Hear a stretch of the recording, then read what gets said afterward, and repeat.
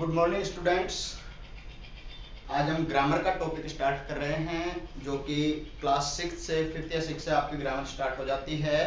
Class 5th से लेके और 11th क्लास तक आपका ग्रामेटिकल जो भी पोर्शन है मैं कंप्लीट कवर कराने की कोशिश करूंगा, ठीक है।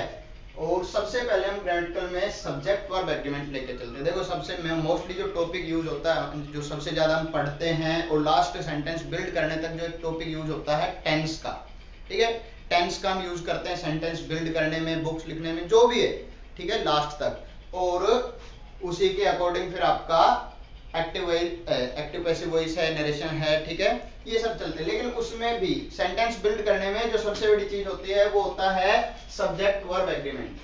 कि सब्जेक्ट और वर्ब के बीच में जो एग्रीमेंट, मतलब सब्जेक्ट और वर्ब के बीच में जो किस सब्जेक्ट के साथ कौन सी वर्ब यूज होनी चाहिए, किस वर्ब, ठीक है, इस तरीके से मोस्टली सबसे पहले टेंस में यही पता करना होता है, ठीक है भाई।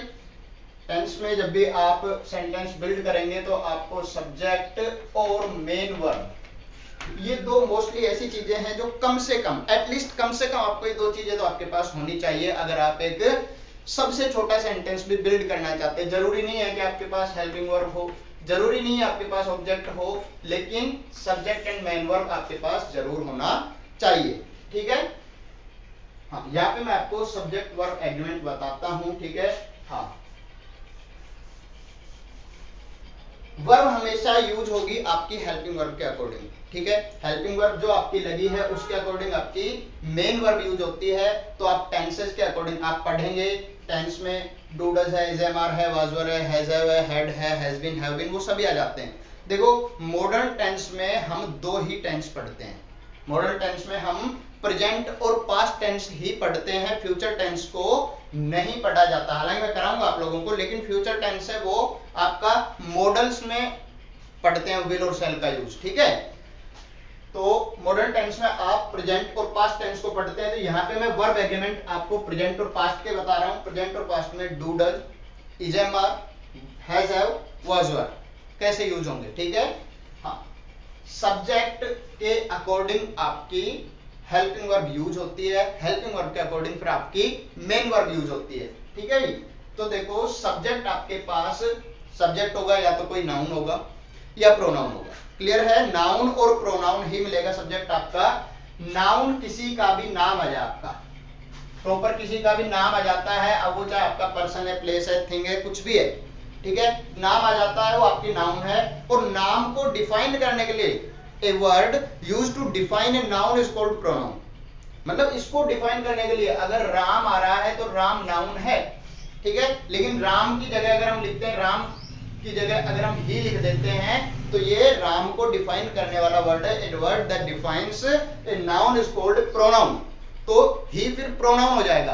तो देखो सब्जेक्ट में या तो आपको नाम मिलेगा, नाउन हो जाएगा, अदरवाइज आपको प्रोनाउंस मिलते हैं। तो सभी प्रोनाउंस मैं आपको बता देता हूं जो आप यूज करोगे, ठीक है, एज ए सब्जेक्ट। तो उसके साथ कौन से टेंस में कौन सी वर्ब, कौन सी मेन वर्ब, हेल्पिंग वर्ब आपको यूज करनी है, ठीक है। सबसे पहला है आई। आई सब्जेक्ट के अगर आप आई सब्जेक्ट अगर आप प्रेजेंट टेंस में यूज करते हो, प्रेजेंट इंडेफिनेट में डू और डज होता है, ठीक है। प्रेजेंट कॉन्टिन्यूअस में इज एम आर होता है, प्रेजेंट परफेक्ट में हैज है होता है, ठीक है। इसके बाद हम चलते हैं पास्ट टेंस में। पास्ट इंडेफिनेट में एक ही मेन वर्ब, सॉरी एक ही हेल्पिंग वर्ब होती है, डिड, ठीक है। तो सभी के साथ वही यूज होगी।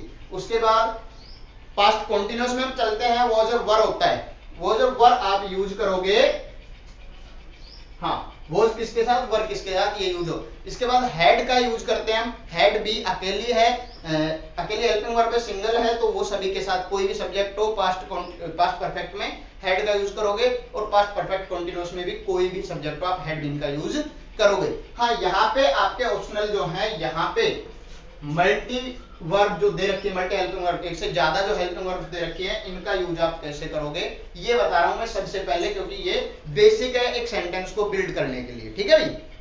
देखो आई अगर सब्जेक्ट का आप यूज करते हो प्रेजेंट इंडेफिनेट में, तो उसके साथ डू हेल्पिंग वर्ब का यूज होगा। अगर इसी को आप प्रेजेंट कॉन्टिन्यूअस में चाहते हैं तो एम का यूज करेंगे।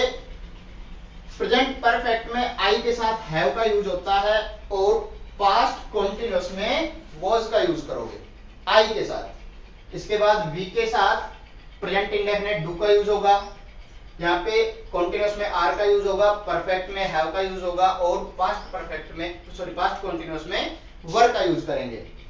इसके बाद यू सब्जेक्ट है। यू आपका सिंगुलर भी होता है प्लूरल भी होता है, लेकिन इसको प्लूरल ही यूज किया जाता है क्योंकि पता नहीं है, इसको डिफाइन नहीं किया जा सकता एक वर्ड। इसको बोलते हैं यू जो है एक से ज्यादा को एक साथ, एक को भी और एक से ज्यादा को भी संबोधित करता है, ठीक है। तो यहाँ पे यू को हम प्लूरल ही लेके चलते हैं। यू के साथ भी डू,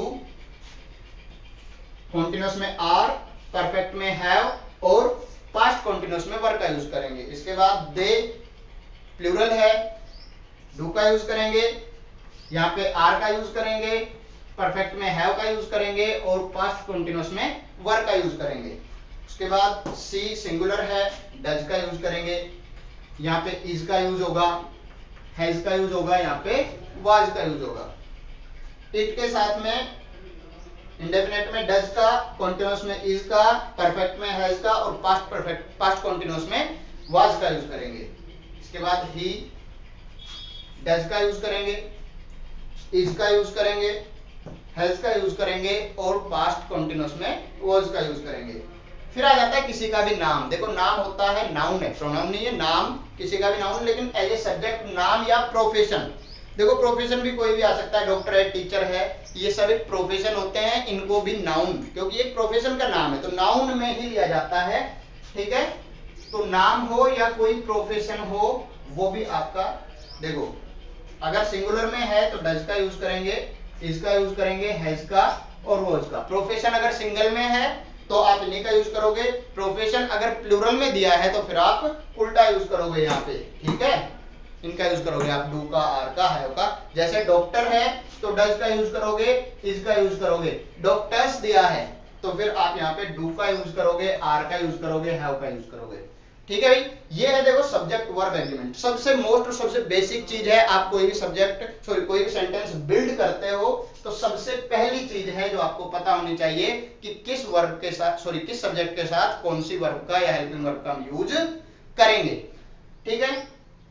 हाँ, इसके बाद आप सब्जेक्ट के बाद subject, helping verb, main verb, इसके बाद मेन वर्ब इसी के अकॉर्डिंग यूज होंगी, मेन वर्ब बताऊंगा मैं आपको। उसके बाद आपका होता है ऑब्जेक्ट का पोर्शन, ठीक है। सब्जेक्ट आपने ले लिए, ठीक है, इन्हीं प्रोनाउंस से आपके ऑब्जेक्ट भी बनते हैं, ठीक है।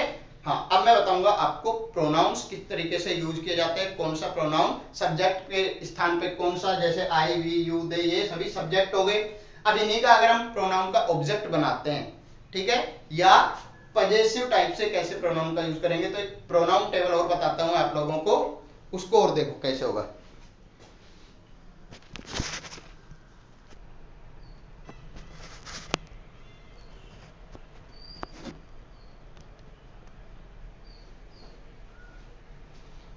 हाँ भाई देखो, प्रोनाउन की मैंने आपको टेबल बनाई है, प्रोनाउन का किस प्रकार से आप यूज करोगे। देखो सब्जेक्ट, ऑब्जेक्ट, एक मैं आपको छोटा सा जो कॉमन स्ट्रक्चर होता है वो लिख देता हूं। जब कोई भी आप सेंटेंस बनाते हो, subject plus helping verb plus main verb plus object, ठीक है।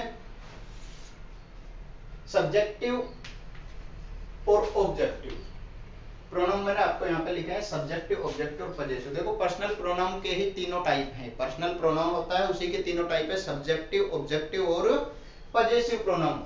क्या होता है कि सब्जेक्ट के स्थान पे जब आप किसी प्रोनाउन को यूज कर रहे हो तो सब्जेक्टिव प्रोनाउन, जब उसी प्रोनाउन को आप ऑब्जेक्ट के स्थान पे यूज करते हो, ऑब्जेक्ट के प्लेस पे यूज करते हो तो ऑब्जेक्टिव प्रोनाउन, और जब उससे किसी वस्तु पर आप अपना, पजेसिव से मतलब होता है अधिकार किया, आप संबंधवाचक, जब आप अपना संबंध बताते हो, दैट्स माइन, मेरा है, उसका है, ठीक है, तो आप पजेसिव प्रोनाउन का यूज करते हो। लेकिन एक मैंने साथ में लिखा आपको पजेसिव एडजेक्टिव। देखो हमारे पास जो टेबल है, हमारी जो हैबिट है, हैबिट में क्या होता है कि आई, माई, मी, मतलब हम पजेसिव प्रोनाउन माई को लेके चलते हैं, वी, आवर, अस, आवर को आप पजेसिव प्रोनाउन लेके चलते हो, बट पजेसिव प्रोनाउन नहीं है। माई है, आवर है, योर है, ये पजेसिव प्रोनाउन नहीं है, जबकि ये पजेसिव एडजेक्टिव होते हैं। अब देखो पजेसिव एडजेक्टिव और पजेसिव प्रोनाउन में मैं फर्क बता देता हूं थोड़ा सा आपको।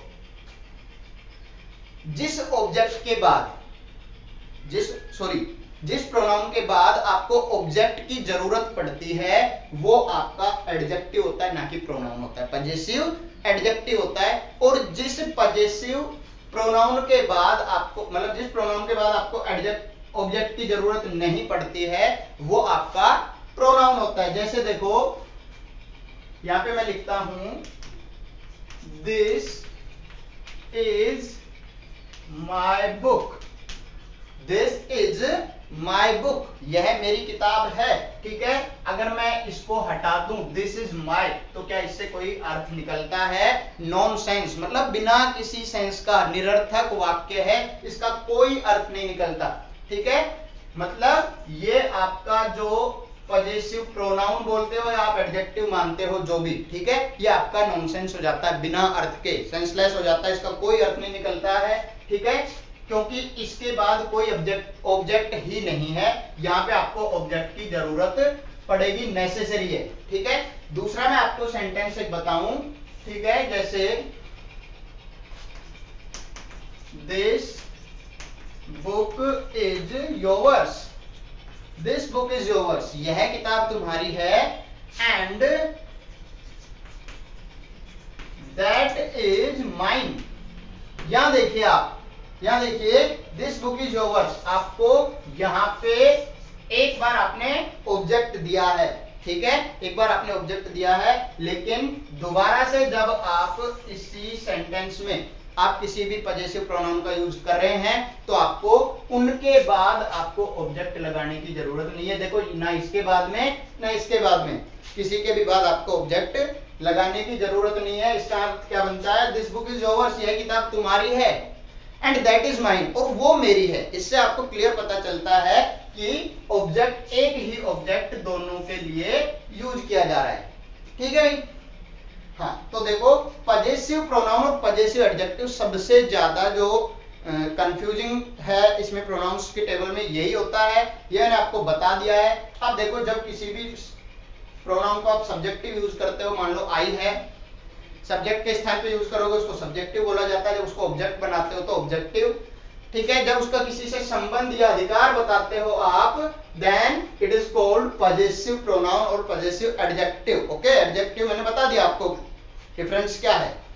ठीक है, तो आप यहाँ पे क्या करोगे, सब्जेक्टिव प्रोनाउन आई है तो उसका पजेसिव सॉरी ऑब्जेक्टिव आप मी बनाओगे। ये आपके चेंज होंगे जब आप नरेशन पढ़ोगे।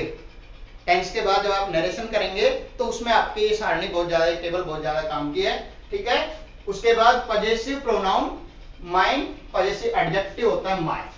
ठीक है, हाँ, इसी प्रकार से वी का अस हो जाएगा ours, our, you, you, yours and your, they, them, theirs and their, he, him, his, his, she, her, hers and her, ये इतना ही डिफरेंस है बस। ठीक है,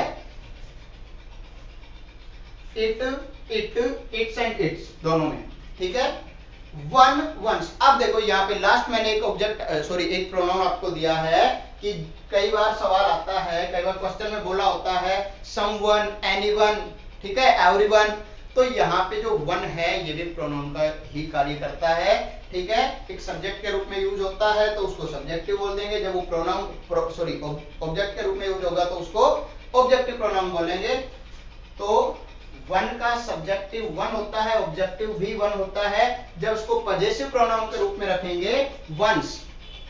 ठीक है, someone's book, someone's book has left. ठीक है, लेफ्ट या लॉस्ट कुछ भी कर दो आप, यहाँ पे खो गई है, छूट गई है। ठीक है, यहाँ पे और पजेसिव एडजेक्टिव भी इसका वंस होता है। ठीक है भाई, ये क्लास मैंने आपको ग्रामर का ये लगा लो आप स्टार्टिंग पॉइंट है, शुरुआत है, बेसिक है। ग्रामर में जो भी आप मोस्टली टॉपिक देखो, ग्रामर में आप tense, voice, narration, part of speech ये सब करेंगे। तो आपको सबसे पहले मैंने सब्जेक्ट वर्ब एग्रीमेंट, क्योंकि कोई भी आप सेंटेंस बिल्ड करते हो तो उसको आपको पता होना चाहिए कि सेंटेंस में किस प्रकार से, किस जगह पर किस चीज का यूज करना है आपको। ठीक है, ओके, क्लियर है? ठीक है, कमेंट सेक्शन में जरूर बताया करो क्लियर है, नहीं है, कुछ समझ में आ रहा है, नहीं आ रहा है। और आप लोगों की अगर कोई क्यूरी है तो भी आप कमेंट सेक्शन में डालो, जिससे मैं और अच्छे से आपके सवालों का जवाब देने की भी कोशिश करूंगा। और अगर कोई कमी रह गई है तो आप उसमें जरूर से कमेंट करके बताएं, मैं उसको सुधारने की कोशिश करूंगा। चैनल को लाइक शेयर सब्सक्राइब जरूर करें। Thank you.